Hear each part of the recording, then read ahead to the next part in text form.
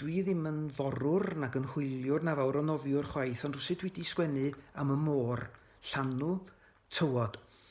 Ond nid am y môr chwaith, ond am y fan lle mae'r môr a'r ddeiar yn cwrdd.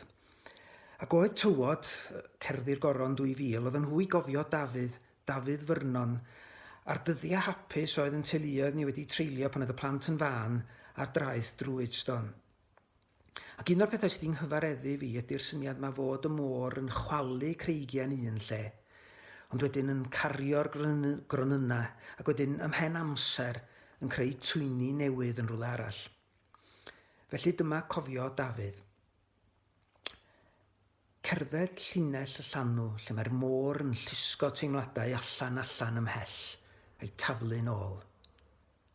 Clywed curiad amser, murmur y creigiau'n briwsioni a gwylanod yn creu tropwll o sŵn. O dan draed yn sydyn mae'r traeth yn simsan.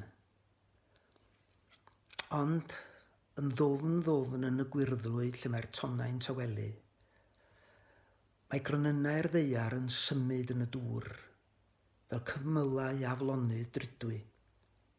Yn ôl, ymlaen, crynhoi, chwalu, crynhoi a thynnu tua'r lan. Yn rhywle, yn dawel, yn dyner yn haen ar haen, mae'r awel yn ei hilio'n dwyni, yn barod i ninau orffwys a gwrando ar suo'r môr.